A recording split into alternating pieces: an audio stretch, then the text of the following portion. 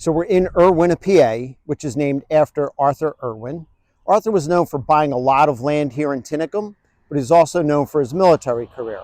But we're not going to talk about him today. We're actually going to briefly touch on his son, William Erwin.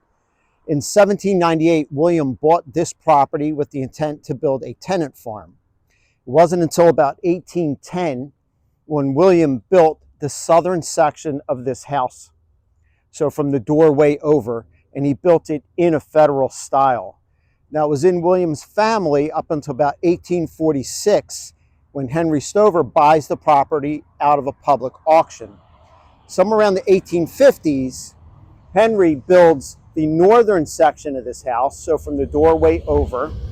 He also comes along and he builds the carriage house and the barns that we see over here. This barn is definitely one of my favorite here in the county. But he builds this in a Victorian style. These differences can be seen inside the house. Right around 1860, Henry sells this property to his son, Jacob Stover. But it wasn't until about 1880 when Jacob builds the western addition onto this house. So this cube that we see right here on the back was built by Jacob, also in a Victorian style to match what his father had built in the 1850s. Jacob eventually sells this property to his son, John Stover.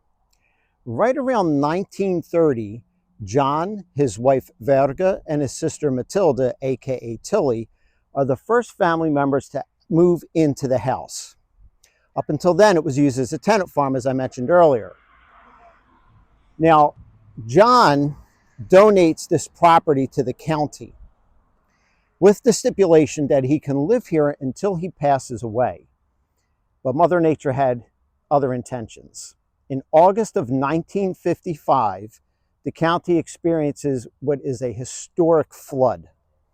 And if we take a closer look at the building, we can see the waters from the river made it all the way up and were so strong, they ripped the right front corner of this house away. So if we come in a little closer and take a look, you'll be able to see that this brick here is different than here. And that's because this line that we can see going all the way up the building to the other window and then across to the top, all that brick has been replaced because this is the section of the house that was ripped away. So John had to move out of the house and the county was responsible for fixing it. To learn more about the Erwin-Stover House, we'll come here on the weekend and take a tour. Saturdays and Sundays, they're open from 12 to 4.